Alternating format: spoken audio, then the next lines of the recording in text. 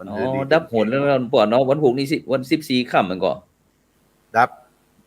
วันพุกนี่ศีลใหญ่กันดับเนาะ15กะศีลห้าสินดับสิบวันห้าพุกนี่ศีลใหญ่เนาะศีลใหญ่กะศีลใหญ่เด้อโอ้ครับผมศีลใหญ่อันก็ก็เหลือออกพรรษานั่นก็เหลือแฮม15วันกันเนาะ15 วันเดือนเกินเดือน3ศีลเหลือเกินเดือนก็จะออกพรรษาแล้วโอ้อันนั้นเบิ่งหลวงฮู้พ่อภัยกรรมอย่างมานี่หิมเนี่ยฮะหืมตั้งใดนั่นฮู้ภัยทั้งฮู้นี่มันประโพนี่กรรมลูกเออ อย่างเออ เออครับรู้สึกว่ารูปภาพที่ออกผ่านทางออนไลน์นี่ก็หลวงพ่อก็สีอ้วนๆหน่อยเนี่ยเพราะว่ามัน ครับ เช้าก็เพนเอ็นก็นอนนะมันใครกล้าใครเก่ง ไปไกลเตื้อครับในช่วงนี้ก็ เพิ่งได้ออกงานเนี่ย2-3 งานนี่นะครับผมครับเกี่ยวระบบการเดินการอย่างนี้ก็ต้องครับผมต้องบลงส้นแต่เตื้อครับตอนนี้เป็นจะได้เพราะอาการนี้อันตอนนี้ก็อาการดีขึ้นและเฟือกนิ่มนี้อย่าเอาออกบดแล้วแต่ว่าเล็กมันอยู่ในให้อยู่เล็กที่ดามข้อเท้าเนี่ยมันดามอยู่กระดูกน้อยนะดามมันหมอก็จะนัดวันสุดท้ายนี่วันที่29เนี่ยนะครับผม29เนี่ยนัดสุดท้ายวันที่29นี่หมายความว่าหลวงพ่อจะเอาเล็กออกกันหรือว่าจะใดก็ยังบ่ฮู้เตื้อว่ามันเพิ่นว่าจะได้จะเล็กเอาไว้ใดก็จะออกก็ยังบ่ฮู้เตื้อต้องไปเอ็กดูเอ็กซเรย์ดูกันโอ้หลวงพ่อนี่มีคนมีเป็นตัวเจ้าเล็กไหลกันในตัวเล็กไหลเนาะคนมีเป็นเล็กอ่ะคนแข่งเล็กคนแข่งเล็กครับครับหลังจากนั้นก็อันจะต้องหมอไปเช็คก่อนอีกเนาะตอนนี้ก็หมอนัดไปเช็ควันที่29เนี่ยเป็นครั้งสุดท้ายล่ะครั้งสุดท้ายครับผมอย่าเอาเล็กไว้ก็ว่าจะอายุแต่ว่าในช่วง5-6-7 วันนี่ก็ออกงานไปหลายงานแล้ววันนั้นก็โพสไปวัดพระธาตุสีจอมทองว่าโอ้เป็นคนขาเล็กคนแข่งเล็กคนใจเล็กคนใจเพชรนะครับซึ่งมันครับซึ่งไม่ใช่เฉพาะหลวงพ่อครับตีอันเข้าโรงพยาบาลแม้แต่ผมพระครูโสพลปริยัติก็เข้าโรงพยาบาลเหมือนกันครับหลวงพ่อครับเมื่อวันที่22ที่ผ่านมาเนี่ยวันที่22กันยายนนะครับจะได้พ่อครับก็อันไปเช็คตามหมอนัดครับหลวงพ่อครับก็ดูแลเรื่องไขมันเรื่องความดันอย่างต่างๆนะครับก็ซึ่งช่วงออกหมู่บ้านรักษาศีล5นั้นก็ไปอันเจียงไฮ้เป็นคณะกรรมการของหนเหนือไปเจียงไฮ้กับคณะส่งอำเภอต่างๆไปชาบูอย่างเจ้าหูอาหารทะเลให้กับพวกปัดเข้าไขมันป่งปิดขึ้นเลยครับกลับมาโรงพยาบาลมหาราชหมอครูเลยท่านบอกอันเลือกกินถ้ามาแหมเตี้ยแหม3 เดือนนี่ถ้าวันนี้ก็จะเพิ่มยาตายแล้วกันคือหมอสรุปแล้วอ่ะร่างกายเขาเนี่ยสรุปแล้วมันเกี่ยวกับการกินเนาะการบริโภคแม่นครับการกินเพราะฉะนั้นพระพุทธเจ้าเปิ้นจึงสอน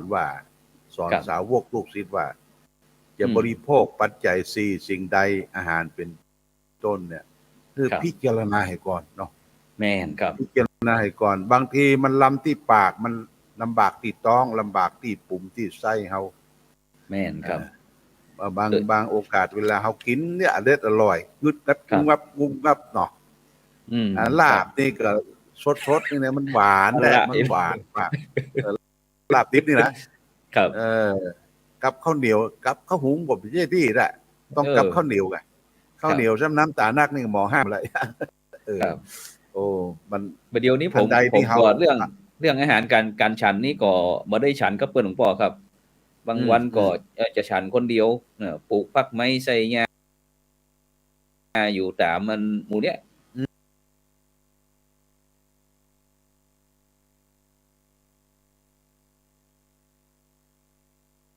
ตามแวดอาคาร5จันก็นำอันโยมป้า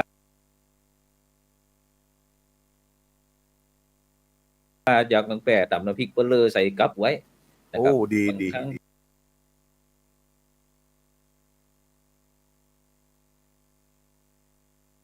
ก็ไข่บาง เราต้องฉันแบบ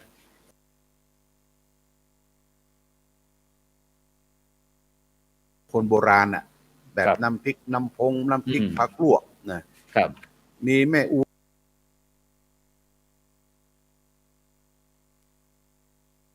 ได้ที่เป็นประโยชน์ก็คือน้ำพริกผักลวกเป็นประจำคือผักราชกิติสุนทรยืนคนเท่ายืนหมดผลปรากฏว่าอาหารที่เป็นมาเลี้ยงเขาเพิ่นจะมีไอ้ดงนะดงมันเขาที่เอาใส่ข้าวฟัดเข้านั่นนะอ๋อครับ จะมีน้ำพริกจิ้มอยู่ตรงกลาง ครับ พริกจิ้มอยู่หมดนั่นเป็นผักหมดเลยเป็นผักโอ้แวดเพิ่นว่า นี่คืออาหาร ถ้าคนมาไม่เป็นห้องว่าพักเคียงนี่เนาะ ผักเคียงผักแวดนั่นแหละกะทั้ง พักแวด ผักนึ่งผักเคียงเพราะฉะนั้นต้องกินผักกินผักอาหารเฮานี่บรรณานายแพทย์เนี่ยด็อกเตอร์ท่านหนึ่งท่านก็วิจัยเรื่องกับอาหารว่า ตอนเจ้าเปิ้นฮื้อเฮาเนี่ยฉันจำพวกผลไม้และก่อนกลางวันที่เอาหนักหน่อยขอฮื้อเอาพักเป็นหลัก ตอนกลางเย็นเปิ้นมื้อฉันละเปิ้นมื้อกินมื้อฉันอย่างที่พุทธเจ้าบัญญัติด้วยเย็นนี่มันบ่ค่อยมีประโยชน์อันใดมันไปมักไปหม่มทำให้ร่างกายนี่อืดอาดบางคนนี่มันเย็นยังบ่เตื้อนะลากดึกหั่นเนี่ยปวดโอ้ร่างกายร่างกายหน้าที่ไม่คืนนี่มันเป็นเวลาพักผ่อนของกระเพาะแล้วนะหลวงพ่อเนาะร่างกายเฮาพักผ่อน ครับเพราะฉะนั้นพระพุทธเจ้าบัญญัติศีลให้พระสงฆ์องค์เนรเฮาว่าตอนล้ำเตี้ยงขึ้นไปเนี่ยบ่ฮื้อฉันน่ะบ่ฮื้อบริโภคแล้วเป็นการถูกต้องเนาะครับผมมันเป็นกากทั้งนั้นหลังจากเที่ยงขึ้นเที่ยงวันไปมันเป็นกากทั้งนั้นแต่บางท่านว่าโอ้มันบ่ได้อิ่มท้องมันนอนบ่หลับเลยพุทธญาติสะลังนี่เฮาตามใจเนี่ยฝืนเนาะเปิ้นว่าฝืนได้กำไรตามใจนี่ขาดทุนครับตามใจปากลำบากต้องนี่เรียกอาหารมันเป็นเหตุมาโรคภัยไข้เจ็บเอานิมนต์ท่านอาจารย์นมัสการท่านอาจารย์มหาวิเชษฐ์ครับผมนมัสการอาจารย์พระครูโสพลปริยัติแล้วก็อาจารย์พระครูสุจิตวานุรักษ์ครับก็มาจารย์นะครับผมเพราะว่าสอนบาลีกำลังจบไปครับอ๋อครับผมสอนบาลีคือญาติโยมกำลังจบไปตะกี้นี่มาได้ครับก็ทุกวันเสาร์สอนตั้งแต่ 6:00 นถึง 2:00 นครับก็อย่างน้อยมีโยมมาเรียนบาลีสักคน2คนก็ชื่นใจแล้วครับโอ้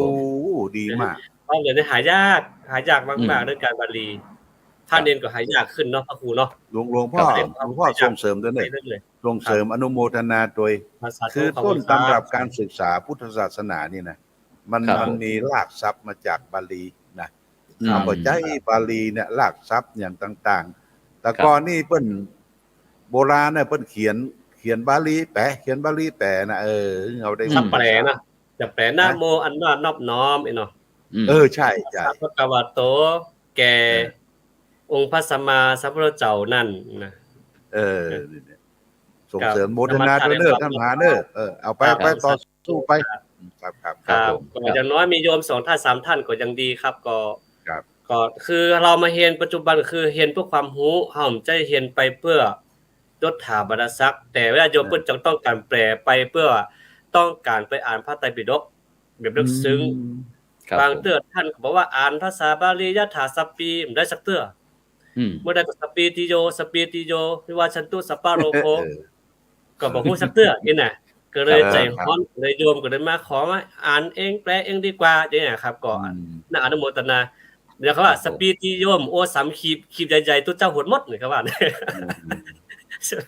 พระเจ้าขยมล้อขยมจ้างล้อตัวเจ้าปั่นปอนหรอกสปีติโยมโอสามขีบใหญ่ๆตัวเจ้าหดหมดสปีติโยบ่โอสามขีบชิ้นใหญ่ๆนิมนต์ท่านอาจารย์พระครูโสพลจะตั้งตั้งเงื่อนในยังเอานิมนต์ครับเอาพอดีตะกี้นั้นได้อู้ถึงเรื่องการที่พอดีวันที่22ที่ผ่านมาเนี่ยผมได้ไปเข้าโรงพยาบาลมหาราชนครเชียงใหม่นะครับ ครับ บังเอิญก็นึกถึงเลยถามเจ้าหน้าที่ว่าวันนั้นเมื่อเดือน9ค่ำที่ผ่านมาเขาเนี่ยที่ดังโรงพยาบาลสงฆ์มหาราชนครเชียงใหม่นะครับร่วมกับคณะสงฆ์จังหวัดเชียงใหม่ของเฮานะครับเพิ่นก็ได้มีการทอดพระป่าพระป่าสามัคคีนะครับเพื่ออุปถัมภ์ประทานพระสงฆ์สามเณรที่ป่วยไข้นะครับที่โรงพยาบาลมหาราชนครเชียงใหม่ของเฮาแล้วก็มาทอดถวายที่พระวิหารหลวงวัดพระสิงห์วรมหาวิหารของเฮานะครับซึ่งก็มีตึงคณะสงฆ์ในเขตปกครองคณะสงฆ์จังหวัดเชียงใหม่เฮาเนี่ยตึง25อำเภอแล้วก็มีตึงคณะสงฆ์ในภาคเหนือนะครับบางจังหวัดที่เปิ้นฮู้เปิ้นเคยมาเปิ้นก็เอามานะครับก็วันนั้นก็พระป่าสามัคคีเฮาก็ได้2ล้านกว่าบาทครับหลวงพ่อครับโอ้สาธุปีนี้นะครับปีนี้ได้เปิ้นบอกว่าถ้าอ่านเจ้าหน้าที่ว่าปีนี้พระคุณเจ้าพระสงฆ์องค์เจ้าเปิ้นได้มาร่วมนักนะซึ่งเฮาก็บอกว่าเนี่ยบ่ได้ว่าในปัจจุบันเนี่ยบทบาทของพระสงฆ์ของเฮาสมัยก่อนนั้นก็จะรอที่คณะศรัทธาญาติโยมเพราะว่าเกรงใจกลัวคนนั้นว่าคนนี้ว่านะครับแต่ในปัจจุบันนี้บทบาทของพระสงฆ์เฮาก็ได้เปลี่ยนแปลงไปโดยเฉพาะในเมื่อสถานการณ์โควิดเข้ามานะครับพระสงฆ์เจ้าเฮาได้แสดงบทบาทเป็นผู้นำอู้หนังสือครับทุกด้านนะครับทุกด้านเพื่ออย่างครับเพื่อที่จะได้ช่วยบำบัดทุกข์บำรุงสุขนะครับของพ่อแม่พี่น้องประชาชนนะครับพุทธศาสนิกชนโดยเฉพาะบ่ว่าจะเป็นที่อยู่ที่กินที่รับที่นอนที่ห้องน้ำสปาสเปซนะครับหลวงพ่อครับที่เดี๋ยวนี้นะได้ทำอยู่ครับซึ่งก็ต้องช่วยตัวเองเนาะปัจจุบันเนาะช่วยตัวเองแล้วก็ช่วยเจ้าบ้านครับหลวงพ่อครับเดี๋ยวนี้เขาช่วยเจ้าบ้านครับโดยตั้งแต่3ย่างเข้า3ปีแล้วนะครับซึ่งเฮาก็มาวิเคราะห์กันว่าบัดเดี๋ยวนี้แต่ก่อนนี้ซึ่งถ้าเฮาติดตามฟังแต่ข่าวคนนี้คนนั้นว่าคนโยมนั้นโยมนี้นะซึ่งตั้งหลายตั้งอย่างต่างก็ชอบเอาเรื่องที่ว่าวิพากษ์วิจารณ์พระสงฆ์เฮาเนี่ยนะในทางที่ลบๆนะครับทางบวกๆออกมานะครับฉะนั้นก็โมดเนี่ยจะมีจ้องเฮาจ้องเดียวนะที่เฮาเอามามาจากันนี่นะโดยฉะนั้นก็โดยเฉพาะได้ไปที่โรงพยาบาลมหาราชนครเชียงใหม่แต่ว่านี่ก็เลยสนทนากับไอ้เจ้าหน้าที่เปิ้นนะครับแล้วก็พอดีนะครับอันบ่มมีโยมนะครับมีโยมเปิ้นมาถวายนะครับถวายภัตตาหารนะครับภัตตาหารเจ้าเอาไปเจ้าก็ถ่ายก็เลยไปปั่นปอนให้เปิ้นนะครับบังเอิญนะครับก็ได้ไปแหงนพอที่ห้องศาสนาพิธีนะครับสำหรับการบำเพ็ญบุญบำเพ็ญกุศลที่โรงพยาบาลมหาราชนครเชียงใหม่นะครับซึ่งเปิ้นก็บอกว่าบัดเดี๋ยวเนี้ยที่ตึกสงฆ์ของเฮาที่หลวงพ่อพระครูสุจิตอย่างก็สุจิตราอย่างก็ที่หลวงพ่อหนูครับที่ไอ้วัดดอยแม่ปังนะครับเพิ่นได้มาสร้างตึกอาคารไว้นะครับแล้วทีนี้ก็บ่มีอุปกรณ์เครื่องไม้เครื่องมือต่างๆนะครับต่อมาก็ทางคณะสงฆ์จังหวัดเชียงใหม่ของเฮานะครับก็ได้มีการจัดงานปล่อยหลวงพ่องอย่างบูรณะปฏิสังขรณ์นะครับจนเป็นเดี๋ยวนี้เป็นโรงพยาบาลสงฆ์มหาราชนครเชียงใหม่นะครับหลวงพ่อครับแล้วก็มีข้อความที่ว่าบุญที่ทำต่อภิกษุป่วยนะครับได้อานิสงส์นักดังที่องค์พระสัมมาสัมพุทธเจ้านะครับทรงตรัสไว้ว่าผู้ใดปรารถนาที่จะพุทธะเฮาตถาคตนะครับผู้นั้นพึงพุทธะภิกษุผู้ป่วยเตอะนะครับแล้วก็ผมก็แง้นเราไปแหมก็หลังจากนั้นก็มีเจ้าภาพนะครับได้ร่วมกันบริจาคประมาณ91ล้านนะครับที่ได้มาปรับปรุงพัฒนาที่โรงพยาบาลมหาราชนครโรงพยาบาลสงฆ์มหาราชนครเชียงใหม่ของเขาซึ่งมีพระสุพจน์นะครับปมุโทเนี่ยวัดมนทารามอำเภอปากจ่องนครราชสีมาพร้อมถึงศิษย์เปิ้นครับมาร่วมบริจาค25ล้านปลายหลวงพ่อจะเป็นการซ่อมแซมแล้วก็หลวงปู่ทองของเฮาพร้อมถึงศิษยานุศิษย์แห่ง19ล้านหลวงพ่อโมทนาครับแล้วก็ล่าสุดนี่ก็คุณโยมประชุมคุณโยมสกลศรีนะครับมารีนนท์นี่ก็10ล้านนะครับ10ล้าน690,000 บาทนะครับนี่นะที่มาบูรณะปฏิสังขรณ์นะครับฉะนั้นก็หันว่าอานิสงส์ที่พระสงฆ์องค์เจ้าเฮาที่ได้ช่วยคณะศรัทธาญาติโยมคณะศรัทธาญาติโยมก็มาสะท้อนเข้าที่การดูแลรักษาพระสงฆ์ก็เพราะว่าพระสงฆ์เจ้าเฮานั้นส่วนมากน่าจะเป็นห่วงแต่คนอื่นนี่ก็ไม่ใช่ใครก็คือคณะศรัทธาญาติโยมเนี่ยครับคือว่าเป็นตนเมตตานะครับหันใครตกทุกข์ได้ยากนี่บ่ได้นะครับก็จะไปกันผลสุดท้ายมาก็แม้แต่พระครูสุพจน์ก็ต้องเข้าลงสอบใครที่ว่า โอ้คนเล็กนะครับแต่ก็ต้องซ่อมแต่ที่หันทำหมู่เฮาถึง3รูป4รูป5รูปอย่างต่างมานั่งสนทนาเหมือนกับบ่มีอะไรอย่างนี้ครับแต่ความจริงแล้วนะครับมันก็มีซ่อมแซมนะครับเพราะว่าร่างกายมันก็มีการสึกหรอไปนะครับแต่ร่างกายสึกหรอนี่บ่ใครต้องฮือแต่ปัจจุบันเนี่ยหลวงพ่อครับเรื่องจิตใจครับจิตใจของพี่น้องประชาชนคนเฮาบางครั้งมันในยุคนี้เหมือนกับว่าเป็นผู้ที่มีความผิดหวังนะครับหลวงพ่อครับเหมือนกับว่าใจจิตใจมันอ่อนแอลงบางครั้งบางคนท้อแท้นะครับอย่างศิลปินของสปป.ลาวนะครับหลวงพ่อครับเป็นโดดน้ำโขงก็ครับโดดน้ำ จริงแล้วถ้าขอแทรกเลยคือว่าถ้าหากว่าสังคมโบราณพุทธกาลเนาะบ่เท่าถึงว่าไอ้พุทธกาลหรอกสังคมชนบทของเฮาเมื่อก่อนนี่น้อยเนาะพอจะมาคูณเนาะที่ว่าจะมีคนฆ่าตัวตายมีนะแม้จะมีผักมีไม้มีหยังก็กินไปตามนั้นน้ำพริกก็กินไปตามนั้นบ่เคยบ่มีไผจะฆ่าตัวตายเขาสมัยก่อนนี่นะอย่างเขาเห็นบาลีมาจ้ะครับเห็นบาลีนี่ยากยังไม่ยากนะครับก็มีใครโดดตึกตายนะแต่ทีนี้พอมาเห็นตังโลกปุ๊บเนี่ยทำไมเกรดเฉลี่ยปปอย่างนี้ต้องมันกลับกันนะครับพระคุณเนาะสังเกตว่าเรียนมหาลัยมันได้เกรดตามที่พ่อแม่ต้องการมาเก็บว่านี่ก็ไปกระโดดน้ำตายซึ่งเฮาก็มาคิดพิจารณาว่าบาลีของเฮาก็ยากหลายเต้านั่นจะมันบ่ยากนะครับจะซีโยอังโยบางทีท่องเป็นปีบ่ได้มันจะสู้กันไปแปลศรัทธานี่บางทีแปลจนครูเอาไม้ฟาดหลังป๊ะเดียวถึงจะแปลออกก็ยังบ่โกรธบ่เกลียดแต่ที่ทางโลกเนี่ยพอไปเห็นเข้าปุ๊บการแข่งขันมันสูงขึ้นแต่ว่าภูมิปัญญาภูมิศิลป์ภูมิธรรมภูมิใจของเรามันอ่อนลงครับถ้าเมื่ออ่อนก็ไปหาตั้งเอากระโดดตัวตายครับซึ่งถ้าเฮามองถึงหลักพุทธศาสนาของเฮานี่กว่าจะเกิดเป็นคนนี่ข้ามภพข้ามชาติข้ามสิ่งกีดขวางทุกอย่างนะพ่อครูเนาะครับกว่าจะต่อสู้ออกมารอดมาปัจจุบันได้อย่างเจ้าของง่ายขอเมตตาว่าให้ตระหนักถึงกว่าจะเกิดเป็นคนครับเพราะว่ากว่าจะเกิดเป็นคนกว่าจะใหญ่มาแถมกว่าจะพ่อแม่จะเลี้ยงเฮามาแถมเนี่ยนึกคือดีๆเนี่ยมันก็จะเกิดปัญญาขึ้นมาภูมิศิลป์ภูมิธรรมของเฮาจะจุดกระตุ้นขึ้นมาแต่ถามว่าปัญหาปัจจุบันนี่มันหลากหลายสิเหลือเกินครับครูครับบางคนเนาะคือทั้งเศรษฐกิจทั้งความเข้าใจทั้งความอันตันใจทั้งกระแสสังคมมันแข่งขันปุ๊บมันเข้ามาทุกทางจะก็เข้าใจแต่บ่เข้าใจนะแต่ว่าเฮาต้องมีวิธีทางในการที่จะออกจากตรงนั้นสมมุติว่าเฮาอยู่ชุมชนนี้สังคมนี้มันแบบม่วนใจเข้าป่าเข้าดอยก็ได้บางคนเนาะไปเข้าป่าเข้าดอยเดินทางเฮ็ดกินมันไปดูสังคมชนบทที่พุ่นดอยเป็นจังได๋ครับบางทีเฮาไปดูนะครับเพราะว่าเขาก็แจพี่น้องบนดอยแจลูกบกดอยบกมาอย่างซี่อย่างครับถามว่าพี่น้องบนดอยเพิ่นฆ่าตัวตายก็มีนะครับแล้วก็ผลที่อาจารย์อูนี่เข้าป่าเข้าดอยแล้วเป็นจังได๋นะทางเขาเข้าป่าเข้าดอยแล้วเป็นผลเป็นจังได๋ก็อย่างน้อยเปลี่ยนอารมณ์พระครูครับไปปรับเปลี่ยนอารมณ์ไปเปลี่ยนมุมมองไปดูไม้ดูตอกไปดูวิถีชีวิตของเขาเฮาว่าลำบากแต่ว่าคนอื่นเพิ่นลำบากกว่าเรานี่หมายความว่าอาจารย์บอกว่าสบายใจมีความสุขใจทีนี้ผมจะยกขึ้นให้เคสนึงหลวงพ่อก่อนที่เดี๋ยวจะให้หลวงพ่อพระครูสุจิตานุรักษ์ได้ว่าเนี่ยมันมีข่าวนะที่ดาราเพิ่นได้ไปท่องเที่ยวในกลางลำน้ำเจ้าพระยาที่นี่เกิดอุบัติเหตุแล้วคดีก็ตาย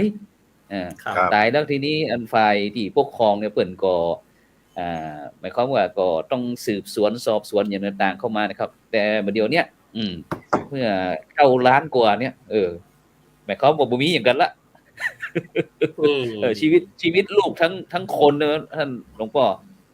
ชีวิตลูกทั้งคนเนี่ย9ล้านกว่าจ่ายไปเป็นเพราะว่าจบกัน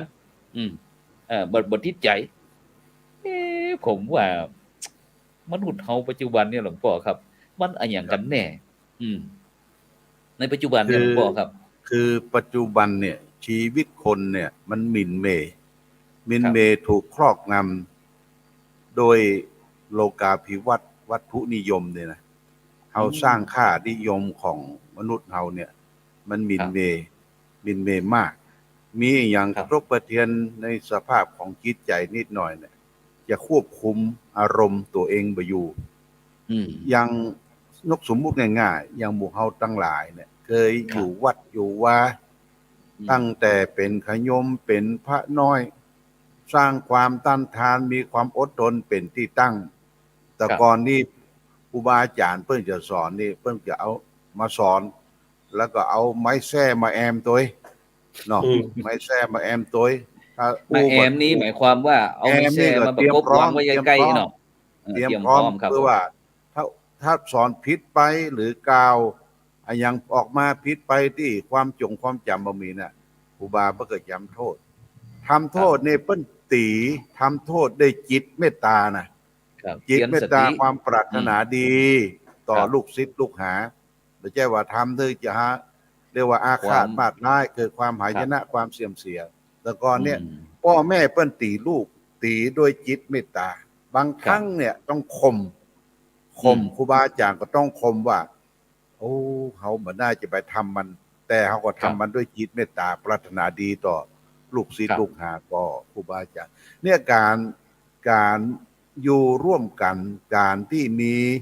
ประสบการณ์ดูแลผู้ปกครองเขาเนี่ยมันเป็นสิ่งที่เขานำมาเป็นการสืบต่อที่จะให้ทำเขาเนี่ยมีความอดทน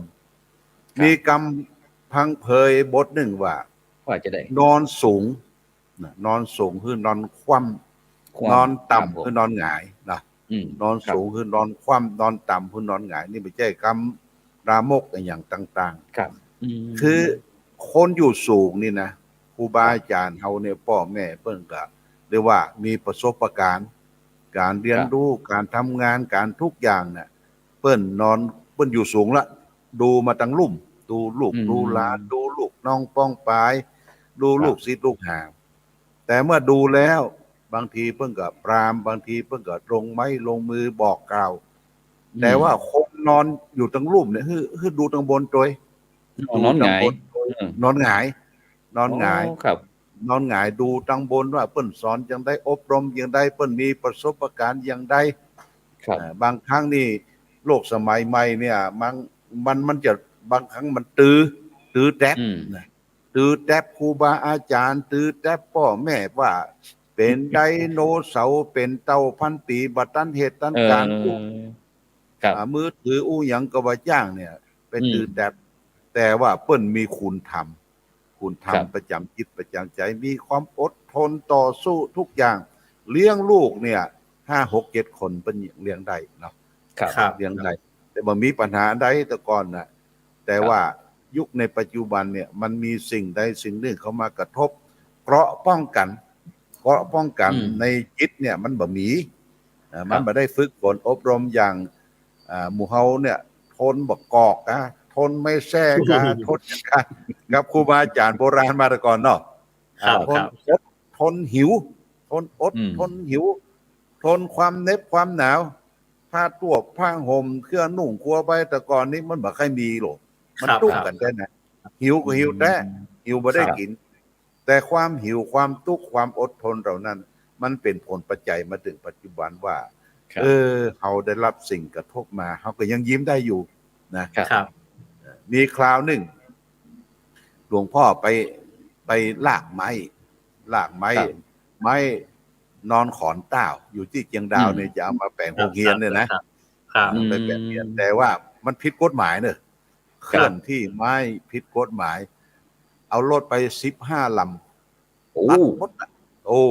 ออกมาเจ้าเหาะมาที่ด่านเชียงดาวเนี่ยเปิ้นปล่อยมา2 ลำหมู่นั้นกักไว้หมด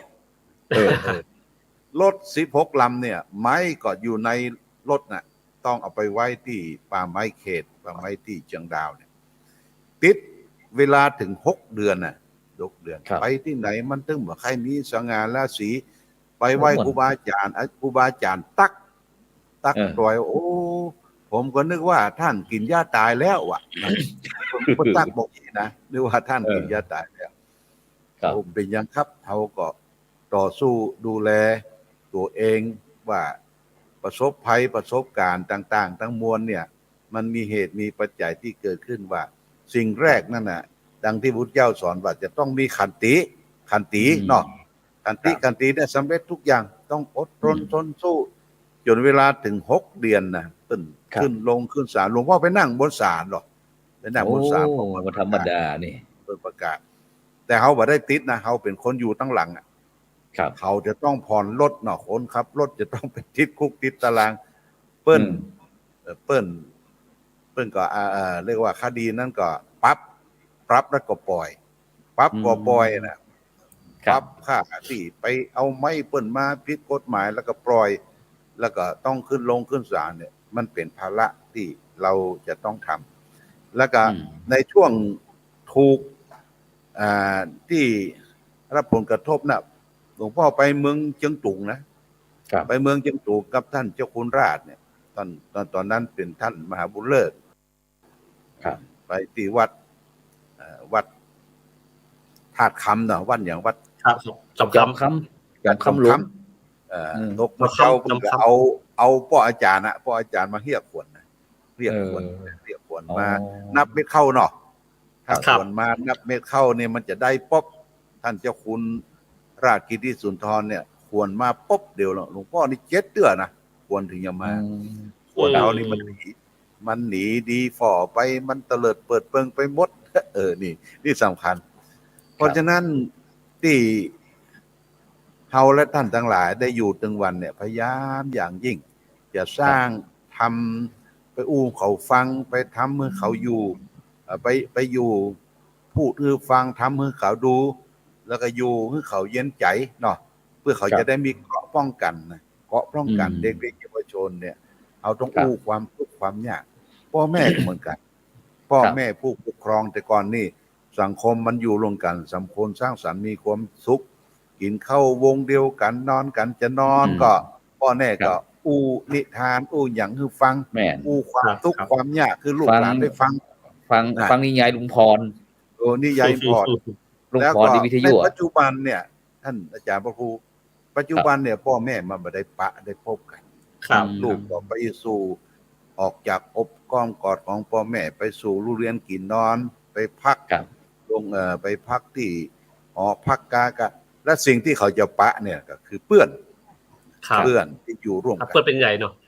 เอาเพื่อนเป็นใหญ่กะแล้วก็หมู่ว่าเพื่อนดีเพื่อนให้น่ะอันนี้สำคัญเพราะฉะนั้นอยากยิ่งว่าเขาจะสร้างเกราะป้องกันให้ลูกหลานเยาวชนเรามีอย่างใดที่ได้รับผลกระทบจากโลกธรรมเนี่ยลูกเสียงกินโพธาภะที่มากระทบถึงวันเนี่ยคือมันมีเกราะตัวนี้ก็พยายามนะครับพยายามอย่างยิ่งครับซึ่งความจริงที่หลวงพ่อได้อู้มาถึงเรื่องความทุกข์ของหลวงพ่อนะครับแต่ถ้าเทียบในคนปัจจุบันผมว่าทุกสิ่งทุกอย่างมีหมดครับเขาบ่เคยอดเข้าเลยนะครับหลวงพ่อครับถึงวันนี้คนบัดทุกข์ครับนั่นแหละแต่ที่หลวงพ่ออู้เนี่ยเขาว่าเขาตุกหลวงพ่อทั้งที่เขาดูจากสถานการณ์ความเป็นจริงแล้วถ้าอย่างผมอู้เนาะก่อมเจ้าอวดตัวเองคือไปเลี้ยงควายน้ำไม่กินมันเหลือแค่น้ำที่ค้างพอติดควายครับใช่ไหมฮะครับแม่จะเป็นต้องเอามือกอบกินไปเอาใจเสื้อของเขาเนาะใจเสื้อไปปกหน้ากับกินเลยกันถ้าอู้ถึงยุคปัจจุบันกับบรรทุกสุขอนามัยอันตรายอย่างนั้นคือชีวิตขนาดนั้นคือคุณต้องเอาตัวรอดอย่างเดียวตั้นบัดจำเป็นที่ว่าน้ำไม่บ่สนใจขนาดปิ๊กมาเอาไปปิ๊กมาก็คือแค่แจวน้ำเป็นหอน้ำจริงเนาะพระคุณเนาะน้ำจริงคือน้ำบาดาลเขาเลยนะน้ำจริงน้ำบาดาลเนี่ยน้ำเปล่าตำพริกตำเกลือใส่ผงชูรสเอาข้าวเหนียวแจวกินเรียบร้อยแกงน้ำไม่ต้องครับแกงน้ำไปเลยก็อยากคือดีก็เอาอันยอดกระหล่ำปีมาซอยเฉยหน่อยหนึ่งท่านนะครับพระครูครับคือทำเน้นๆด้วยว่าต้องกินรู้กันละบางเตือนน้ำพริกถ้วยเดียวเนี่ย7 วันนะครับพระครูครับมันแห้งก่อนน้ำมันเยอะหน่อยคือมันแห้งน้ำมันเยอะเห็นหน่อยก็แค่นั้นแหละครับคือ1อาการค่างัวค่าควายการตลาดกับที่มีบ้านเฮาเนี่ยครับเข้าป่าเข้าดอยก็อยากกินผลไม้รักไม้ก็เข้าป่าเข้าดอยไปกินมีขายในตลาดยำแบบไฟก็หน้านี้เหี้ยมันก๋วยการหน้านี้ข้ามน้าไม่กินอย่างเดียวพระครูครับก็ถามว่าความยากลำบากปัจจุบันกับอดีตปัจจุบันมันคนละโคตรครับอย่างการเฮ็ดการสอนก็เชื่อว่าฟังเอาน้อมใจนะฮะบ่ฮู้ปุ๊บฟาดปั๊บฮู้ปุ๊บฟาดปั๊บเลย เขาก็คุณเอาเนี่ยมันก็ผ่านมาอย่างแป้นอัคขระนะคุณเนาะแป้นอัคขระเนี่ยมันใหญ่เนาะใหญ่ถ้าสมมุติบอกพวกอันนั้นน่ะบุ๊บกลางหัวจนแตกอะครับครับเดียวอ่ะก็แบบโกรธเกลียดสิ่งอย่างนั้นก็คือเป็นคือก็ทำให้เฮาอดทนมาจนได้นะครับแล้วก็โดนถ้าเป็นพระเนนน้อยเนี่ยต้องทำเวรต้องโดนพระใหญ่ใจเยอะการนี่สุดยอดครับเรื่องขุดเล็กจานเนี่ยพระครูครับเล็กจานเนี่ยถ้าเอาขูดหนวดบ่ได้นะบ่ยอมครับจานทำเข้าเลยดอกคุณเอาจนไปขูดหนวดได้อ่ะพระครูครับครับผมแล้วก็ถ้าบ่ได้ปุ๊บเอากอกจกของปกนี่ทำนะเพื่อซับไม้เนี่ยมันบางทีก็เป็นการสร้างความอดทนแล้วก็สิ่งที่ชอบใจบ่ชอบใจถ้าเฮาทานเฮาบ่ดีวันนี้ปุ๊บโอกาสจะมาเจอสังคมปัจจุบันเนี่ยมันจะอ่อนแอ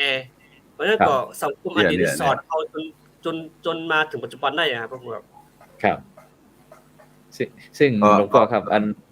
ครับนิมนต์ครับนิมนต์หลวงพ่อเลยครับมันถูกต้องอย่างที่ท่านอาจารย์มหาบริเชษฐ์ได้อู้เนี่ยนะครับคือว่าแต่ก่อนนี่มันทุกแต่เอาอู้ย้อนถึงยุคของพ่อแม่เขานี่นะเดือน12นี่เป็นเดือนสุดท้ายบ่ได้กินบ่มีไผตามไฟส่องต้องอีกครับหลวงพ่อ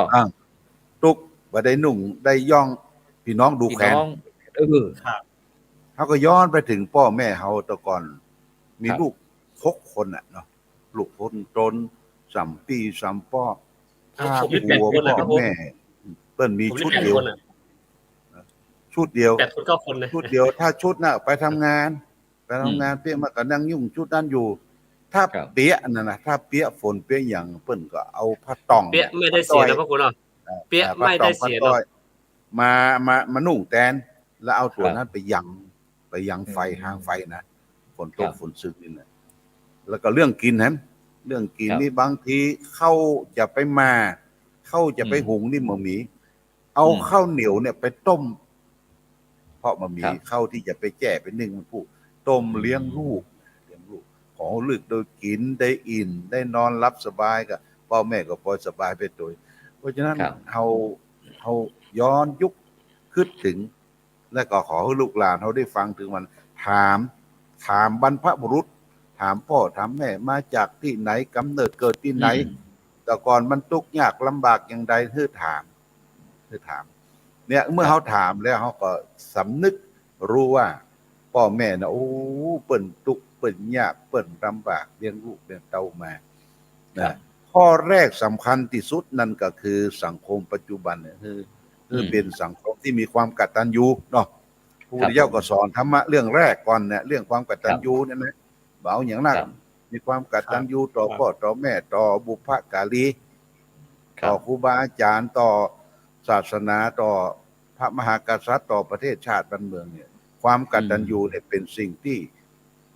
น่าอนุโมทนาที่เขาจะพึงทำร่วมกันเพราะฉะนั้นธรรมะอื่นๆบางคนเนี่ยมันเฮียนเกินตัวไปเฮียนเกินตัวไปก็ลืมสภาพการมองข้ามความเป็นอยู่ของพ่อของแม่ความทุกข์ความยากวันนี้หลวงพ่อไปสลากนะไปสลากก่อนไปสลากก็ไปปะตู้เจ้าตู้ตนตู้องค์และแต่วานี่ได้ปะกับลูกศิษย์คนหนึ่งมันเป็นช่างเคยมาบวชเป็นช่างซ่อมทีวีช่างอย่างถามว่าโอ้มีรถตู้แล้วก็ถามว่าวันนี้ไปที่ไหนพ่องไปทัศนะบ่ได้ไปไหนเพราะอย่างเพราะมีป่ป่วยไข้เป็นโรคติดเตียงเรื่องหนึ่งผู้ป่วยติดเตียงครับผู้ป่วยติดเตียงหลวงพ่อก็ว่าไอ้นี่มันก่อนเขาใจบริการมันเหมารถเหมาร่างเป็นลูกศิษย์ลูกหาวันนี้ก็ไปที่สลากก็ไปอู้คุณผู้เจ้าพระสงฆ์ได้ฟังหมู่เฮามาลงขันกันคน400-500ก็ได้ตังหลายพันอยู่บาทหลายพันบาทก็ไอ้มีของแห้งของเหี่ยวเขาสู้จะไปเยี่ยมมันเยี่ยมป่อมันไปไหนบ่ได้มันปกลูกปกนางเนี่ยเพียงแต่เฮามีจิตน้อยหนึ่งที่จะสงเคราะห์แก่คนเนี่ยมันทำความให้โลกสังคมมันเนี่ยมันน่าอยู่น่าอาศัยเพิ่งอาศัยกันนะครับอันนี้ก็เป็นส่วนหนึ่งที่เราจะต้องช่วยกัน และเมืองฝางนี่มีโครงการหนึ่ง ครับผม ที่จะเสนอตรงนี้คือโครงการตาลตอดนะ ตามก่อนเนี่ยจะได้ คืออย่างนี้ ครับ พอเดือนยี่เป็งเนี่ยนะเดือนสี่เป็งเนี่ยมันจะมีเปิ้นมาตาลพวกเข้าคันเข้าตาลขนมอย่างเอาก็จัดในตำบลนี่ที่หนึ่งตาลก็เลือกสรรเอาหมู่บ้าน แต่ละหมู่บ้านน่ะ5-6-7 คนคนยากคนจนคนที่ขาดที่ปึ้งที่อาศัยแล้วก็คือแต่ละวัดน่ะทำเปาะอยู่5เปาะอย่างเปาะเข้าบ้าน นี่หมายถึง ปอนซากอะเป็นซาก เป็นซาก ซา สวยเนาะ ตะกร้า ใส่ ภาษานี่เราออนประกบด้วยตะกร้าซาเปาะ บ้านเฮานี่ห้อง ซาเปาะ เปาะเข้าบ้าน ซาเปาะ สังเปาะ ลวดกัน แล้วก็นี่เอาเนี่ยของแห้งของเหี่ยวที่ทุกเจ้าประสงค์ทับกินทับตาลน่ะเอามาโละสั่งแต่อย่าตาลต่างๆเอามาใส่เปาะแล้วก็ใส่ผ้านุ่งพัวใบผ้าตัวผ้าห่มแล้วก็อย่างหมู่บ้านมันมี15หมู่บ้านเนี่ยหมู่บ้านละ7 คนก็แบ่งสรรกันไปแต่ละวัดละวาได้แต่ใดแล้วก็เอาของทั้งหลายมาเลี้ยงกัน แล้วก็ผู้ที่ไปผู้เฒ่าผู้แก่นั่นก็คือไปจับเบอร์จับฉลากเอาแบ่งเบอร์แบ่งฉลากตาลตอดที่ไหนก็แล้วแต่นี่โครงการเนี่ยนะโครงการนี้ครับฉะนั้นที่หลวงพ่อได้ด้วยหมายความว่าเจ้าเฮาได้ร่วมกันเอาซาเปาะหรือวัตก้านะครับแล้วก็มาใส่สิ่งของไปแจกหมู่บ้านหมู่บ้านละ7คือจับคนเฒ่าแก่จับฉลากเอาจับฉลากครับซึ่งตรงเนี้ยอันเป็นบอกว่าน้ำที่เย็นที่สุดก็คือน้ำใจน้ำที่ยาใส่ใจก็คือน้ำลายคนแล้วน้ำที่ควรขอบคุณเนี่ยก็คือน้ำพักน้ำแห้งของเขาที่หลวงพ่อว่าครับเพราะฉะนั้นนะครับที่หลวงพ่อว่าเนี่ยมันเป็นความมีน้ำใจนะครับที่เอื้อเฟื้อเผื่อแผ่ช่วยเหลือเกื้อกูลนะครับโดยวัตถุสิ่งของโดยบ่ได้หวังผลตอบแทนบ่ได้ว่าจะให้เขานะอย่างต่างๆแต่เขาเพียงว่าแบ่งความสุขของเราความมีของเขาเนี่ยแบ่งปันให้ผู้ที่ขาดโอกาสเพื่อที่เพิ่นจะได้ลืมตาอ้าปากได้อินหลวงพ่อเนาะตรงนี้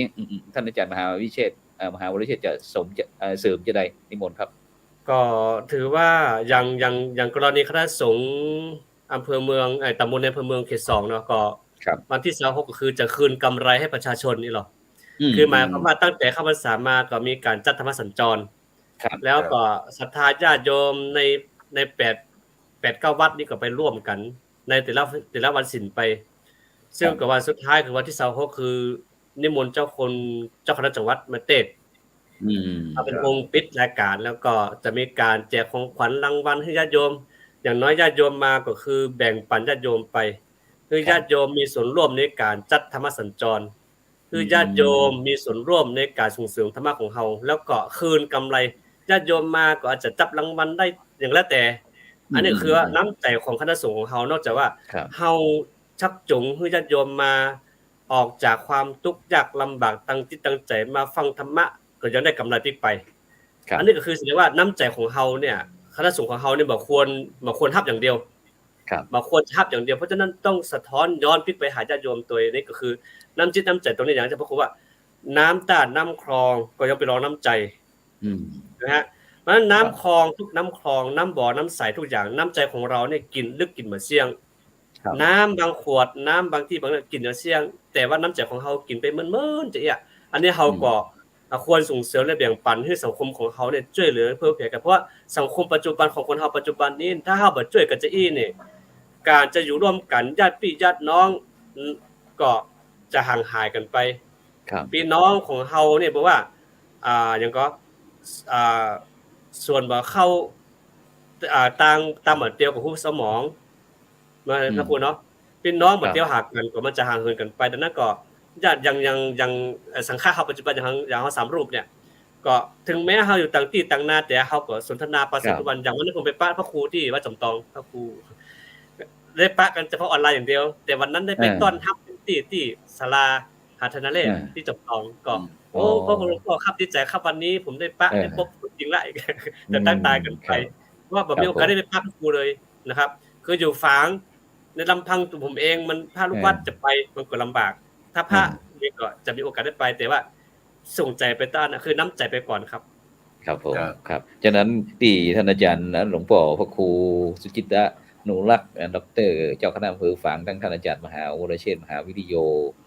ที่ได้ฟังกับคณะสัตยาญาติโยมต่างๆนี่ก็คือการที่เฮาฮือ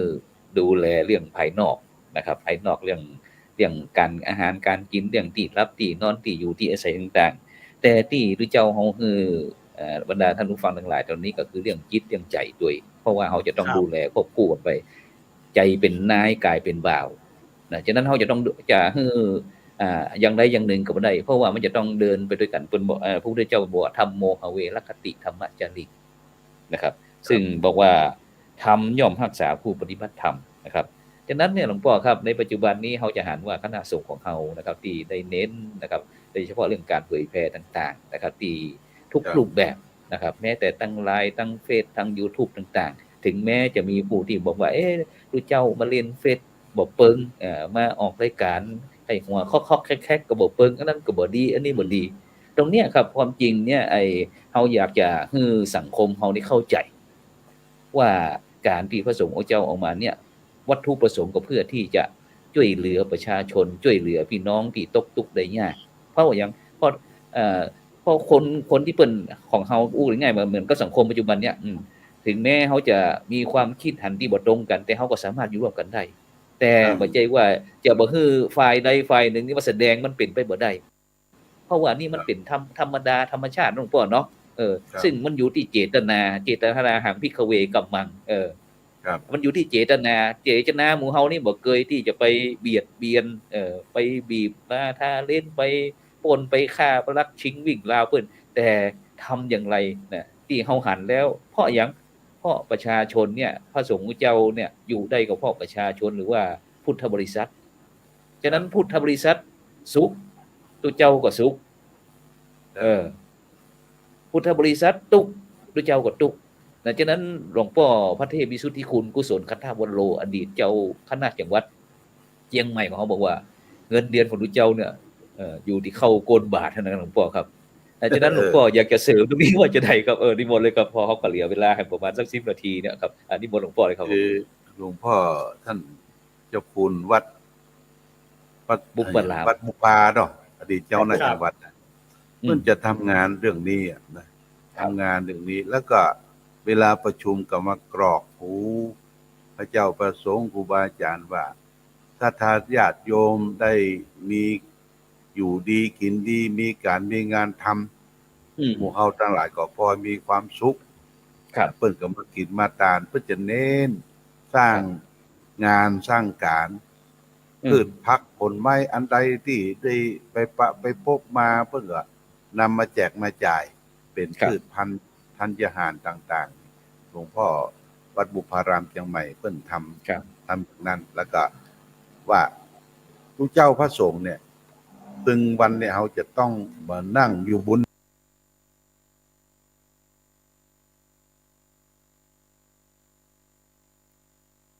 หิ้งละอย่างแต่ก่อน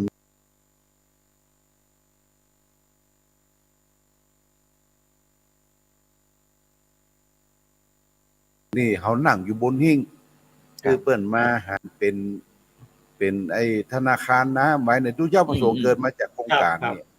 อย่างธนาคารน้ำเนี่ยทางภาคอีสานนะอย่างน้ำที่มันตก1วันเนี่ยบ่ฮื้อมันหายไปไหนมันไหลเทไปสู่ต่างๆเพิ่นก็กักกันทำเป็นธนาคารเป็นหลุมเป็นอย่างไว้หน้าแล้งพืชพันธุ์อาหารก็ดูดเอาจากหลุมอย่างนั้นไปในบทบาทของพระสงฆ์นี่มีมากญาติโยมก็อย่าไปมองแต่ว่าเปิ้นจะรอรับกินรับทานอย่างเดียวแต่ก่อนเปิ้นเข้าใจว่าอย่างนั้นทุกเจ้าจะต้องอยู่วัดอยู่วาท่านจะไปไหนเด้อท่านเฝ้าช่วยเฝ้าย้อนเฝ้าวัดวาอารามบางครั้งก็ส่งเสริมให้ทุกเจ้าอยู่วัดแต่ก่อนเนี่ยที่ดอยลางเนี่ยนะดอยลางมีทุกเจ้าตนหนึ่งพร้อมเหลืองบ่ไปที่ไหนอยู่ที่วัดที่ผอมเหลืองนั่นเพราะหยังเพราะญาติโยมไปส่งเข้าเนี่ยแปนฝิ่นไปด้วยนะเอาฝิ่นแปนฝิ่นไปเป็นหมู่ อันนี้คือทุเจ้าฉันเข้าแล้วก็นอนร้องง่องสุมาแล้วเอานอนร้องงอตีนโคตรไปตั้งเนี่ยแล้วก็สูบฟินอะสูบพิษแพ้โอ้อู้ม่วนตึงไปตั้งไหนเฝ้าวัดเฝ้าวาเฝ้าเคยไปจอนบทบาทของพระสงฆ์ก็มีตึกแค่นั้นจุดด้วยน้ำศีลน้ำบ้องนี่เนาะโอ้ได้มาไหว้มาสาญาติโยมเอาพอใจทีนี้ทุกเจ้าเฮามาล้ำบางทีเขาก็ว่ามาล้ำเส้นมาทำงานของคฤหัสถ์ญาติโยมบอกไม่ใช่ล้ำเส้นเพราะความเชื่อถือศรัทธาเนี่ยสำคัญนะความเชื่อถือศรัทธาทุกเจ้าบางตนบางเอาเปิ้นทำเพื่อเสียสละอย่างครูบาเจ้าศรีวิจัยเนาะท่านไปนั่งนักตรงไหนไปทำคุณประโยชน์ตรงไหนเนี่ยทำเปิ้นบ่เอาเปิ้นเปิ้นให้สร้างสันโดษหนทางสร้างสะพานสร้างอย่างเนี่ยคือทุกเจ้าเฮาเนี่ยเข้าใจว่าไปแทรกไปอย่างที่จะทำงานแทนฆราวาสญาติโยมฆราวาสญาติโยมนี่เปิ้นเอาเป็นชั่วโมงเอาเป็นวันเอาเป็นเงินเดือนหรอกทำงานเปิ้นมีเบี้ยบัตรเงินเดือนแต่หมู่เฮาทั้งหลายมันมีอย่างนี้มีขอเปิ้นถวายเข้าสักมื้อนึงก็ดีอยู่อยากก็อนุโมทนาสาธุฝ่ายบ่พอยังพวกของตัวเองที่ได้รับกินรับทานมาเป็นเครื่องอุปโภคบริโภคปัจจัยต่างๆก็เอาไปให้ไปหอมไปต้อมให้แก่ญาติโยมคือทุกเจ้าเฮาต้องเสียสละเสียสละเฮายกตัวอย่างท่านครูบาเจ้าศรีวิจัยเนี่ยเพิ่นเสียสละแม้กระทั่งชีวิตยอมพลี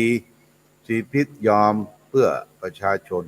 ครูบานี่เพิ่นจะอดทนจนเกิดเป็นโรคชนิดหนึ่งที่โรคยาหมายคือโรคมะเหือดโรคมะโหกเนี่ยมะเหือดเนี่ยโรคมะโหกเนี่ยอยู่ต้อนรับแขกญาติโยมไผมาไผไปเปิ้นทุกข์เปิ้นร้อนมาก็ถึงแม้ว่าเขาจะเดือดร้อนอยู่ใดก็ยิ้มไว้ก่อนยิ้มต่อสู้ไว้ก่อนอันนี้เป็นบทบาทของพระสงฆ์ที่สืบสานมาจนถึงยุคปัจจุบันเนี่ยก่อนครูบาอาจารย์เปิ้นทำประโยชน์ทุกอย่างนะทุกกระทรวงอยู่ในวัดมดเนาะแต่ก่อนเนาะท่านครูเนาะครับกระทรวงสาธารณสุขอยู่ที่วัดเป็นหมอยากระทรวงวุฒิยุติธรรมอยู่ที่วัดเนาะภัยพิษภัยเทียงยังคือทุกเจ้าตัดสินนี่คือมีความซื่อสัตย์เจิงดับเจิงแล้วไม่หมดเนาะพระคุณเนาะไม่ได้หมดอันนี้วันดับฟ้องเจิงเห็นคาถาอาคมเนาะคือประเดี๋ยวนี้เพิ่นจะลดบทบาทตั้งการบ้านเมืองลดบทบาทของพระสงฆ์ของวัดวาอารามเนี่ยเฮาบ่ค่อยจะมีอย่างปัจจุบันเนี่ยเนาะปัจจุบันเนี่ยก่อนการมาเนี่ยเขาก็จะไปยืมถ้วยยืมจ้อนที่วัดวาอารามฝากไว้ที่ฮัดเก้าอี้เก้าอย่างต่างๆทีนี้เขามีชุมชนมีที่พักที่เก้าอี้บางครั้งอารามมีการมีงานก็บ่สนใจกับพระเจ้าประสงค์บทบาทจึงน้อยลงแต่ก่อนโรงเรียนก็อยู่ที่วัดนะครับวิชาการงานต่างๆศิลปะวิทยกรรมยังอยู่ที่วัดหมดจะไปเรียนฟ้อนก็เรียนฟ้อนที่วัดพวกเนาะมีก็ผู้เจ้าสอนฟ้อนมีก็ละปูน่ะมีก็ละปูนี่เคยถ้าอู้ถึงเมื่อก่อนเนาะแต่ปัจจุบันเจิงตีกองสะบัดใจฟ้อนเจิงตีกองสะบัดใจความรู้มันแยกแขนงไปพระคุณเนาะคือแต่ละคนแต่ละวิชาก็จะแยกแขนงฟ้อนแบ่งเตียนแบ่งโคมแบ่งสวยก็แยกไปหมดแหละครับปัจจุบันคือสุดท้ายแล้วก็กลายว่าคือทำให้องค์ความรู้เหล่านี้มันกระจายไปแล้วก็สุดท้ายแล้วความหันเก็บตัวก็มากขึ้นแต่เมื่อก่อนนี้ไอ้พวกยังก็มาหลอมรวมกันอู้กันจ๋าเนาะครับแต่เดี๋ยวนี้คืออย่างไอ้นี่ก็เลยทำให้เขาก็เดี๋ยวนี้เปิ้นเอาเป็นเงินเป็นทองเอาเป็นเงินเป็นทองเป็นอย่างสตวงพระครูครับสตวงปัจจุบันเนี่ยแปลงก็ยังถูกต้องแล้วฮะเมื่อก่อนคือเขาไปถอนในสีทิศเนี่ยต้องมีสีประจำสีเป็นด้วยสีขาวหมดเลยครับปัจจุบันนี้คนมาเกี่ยวข้องคนหันเกตัวนะเขาพูดกันเลยคนประโยชน์เกี่ยวข้องเลยมาได้คำนึงถึงความถูกต้องพิธีกรรมครับหลายๆอย่างที่เห็นนะเอาละครับก็คงจะเหลือเวลาสัก3 นาที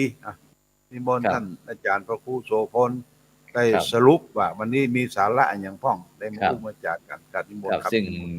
วันนี้ก็ต้องขอบคุณอนุโมทนากับบรรดาท่านผู้ฟังท่านผู้ชมเด้อที่ได้ส่งข้อความ อินบ็อกซ์ตั้งอินบ็อกซ์เข้ามานะซึ่งความจริงรายการเขาก็อยากจะให้บรรดาท่านผู้ฟังท่านผู้ชมได้โทรศัพท์เข้ามาเหมือนกันนะพยายามที่เขาจะเพิ่มเติมเสริมแต่งให้คณะศรัทธาญาติโยมสามารถที่จะออกทีวีออนไลน์ได้นะซึ่งโดยเฉพาะในช่วงนี้แต่ว่านี่ก็มีการประชุมครับหลวงพ่อครับที่หน่วยอบรมประชาชนประจำตำบลพลเหนือของเฮานะครับเจ้าพระคุณสมเด็จพระมหาธีรจารย์นะครับ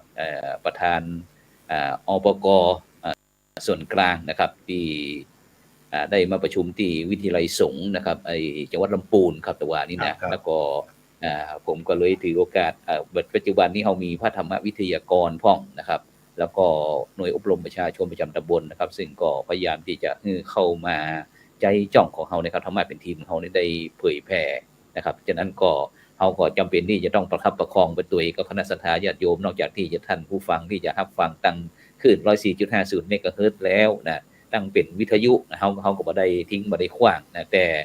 เราก็พยายามที่จะยกระดับพุทธศาสนิกชนของเรานะครับคือใจสื่อออนไลน์เข้ามาเพราะว่าในปัจจุบันนี้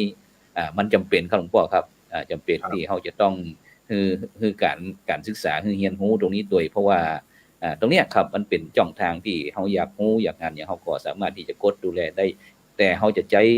สื่อเทคโนโลยีต่างๆนะครับคือเป็นประโยชน์โดยเฉพาะในปัจจุบันนี้ซอฟต์พาวเวอร์นะครับซึ่งปัจจุบันนี้การขับเคลื่อนของพระสงฆ์เขาก็อ่อนลงนะครับฉะนั้นเขาก็ต้องมีการประยุกต์ปรับปรุงเปลี่ยนแปลงโดยการเอาเทคโนโลยีพวกนี้เข้ามาเสริมครับซึ่งหลวงพ่อจะสังเกตว่าเดี๋ยวนี้คณะสงฆ์ที่วัดเชียงใหม่เขาก็มีการประชุมผ่านซูมห้องนะครับเนาะจะนี่เป็นต้นครับหลวงพ่อครับฉะนั้นตรงเนี้ยก็หวังว่าจ้องทำให้เป็นทีมของเขาเนี่ยจะเป็นกระบอกเสียงหนึ่งนะเป็นเพิ่มครับเป็นไอ้กระบอกเสียงคือจ้องทางนะครับคือคณะศรัทธาญาติโยมพุทธบริษัทของเขาเนี่ยได้เข้ามานะครับเขาได้เข้ามาฉะนั้นเขาจะต้องช่วยกันพี่น้องเจ้าพุทธเฮามาช่วยกันก็บ่ฮู้ว่าใครจะช่วยกันเพราะว่าในปัจจุบันเนี่ยเฮาต่างคนต่างที่จะโต้กันไปโต้กันมาเวลาบ้านเมืองเดือดร้อนก็จะโต้ด้วยเจ้าแล้วหลวงพ่อครับเป็นแต่พระสงฆ์องค์เจ้าเนาะทำหน้าที่การงานมัวแต่รับแต่นอนกินแล้วก็นอนแล้วก็กินรับอย่างเดียวเวลาพระสงฆ์องค์เจ้าเฮาออกมาก็นั่นเนาะบ่ฮู้เรื่องฮู้แล้วผิดธรรมวินัยมันลวกเหลียด้วยเจ้าครับหลวงพ่อเดี๋ยวนี้นะคำสอนพระเจ้าบ่ชอบฟังแต่ไปชอบฟังคำสั่งสอนนะอย่างเนี้ยหลวงพ่อครับง่ายๆอย่างที่โรงพักเหี้ยพื้นน่ะบ่มีคนผิดหลวงพ่อเนี่ยว่าสังคมปัจจุบันนี้อะหยังกันแน่เพราะอย่างปากคนเฮาเป็นแต่เจ้าพุทธแต่ใจเราไม่เป็นชาวพุทธนะครับแล้วก็เวลานี้ก็ตีความส่วนมากก็จะตีความเข้าข้างตัวเองเนี่ยเฮาบ่ได้เอาเรื่องศีลเรื่องธรรมมาอู้กันเหมือนกับคนแต่ก่อนที่หลวงพ่อว่านั่นแหละนะครับฉะนั้นก็ต้องขอบคุณนะอนุโมทนากับบรรดาท่านผู้ฟังท่านผู้ชมทุกท่านนะที่ติดตามรายการเฮาเพราะว่าผมตั้งแต่วันฮือนี่ผมจะขอลาสัก 4-5 วันไปสัมมนาที่ประเทศลาวนะครับสัก4วันนะครับก็จะได้มอบหมายคือพระครูสังฆลักษณ์วัฒน์สุทธิยโนนั้นได้นำหน่วยอบรมประชาชนประจำตำบลของจังหวัดเชียงใหม่ของเฮามาออกรายการของเฮานะครับก็คือที่วัดน้ำโจนะครับแล้วก็อบตแม่ทาเหนือนะครับแล้วก็เป็นอบตหัวลินนะครับทุ่งสโตกสันปะตองแล้วก็เป็นอบตแม่ห้อยเงินนะครับซึ่งเขาก็จะเอาสะท้อนคือบทบาทของพระสงฆ์เจ้าเขาในปัจจุบันเนี่ยว่าท่านทำการงานอย่างพ่องนะครับซึ่งผมก็ครับฉะนั้นก็วันนี้ก็ขอบคุณอนุโมทนากับหลวงพ่อพระครูสุจิตตานุรักษ์ท่านอาจารย์พระมหาวรเชษฐ์นะครับที่ได้มาร่วมด้วยกันครับฉะนั้นขอวันนี้เวลาหมดเวลาจำเป็นที่ต้องนำรายการจากบรรดาท่านผู้ฟังไปก่อนรับพันดีมีเงินใจไร้โลคาพยาธิบ่เจ็บบ่จนร่ำรวยทุกคนสำหรับในค่ำคืนนี้ขอกล่าวคำว่า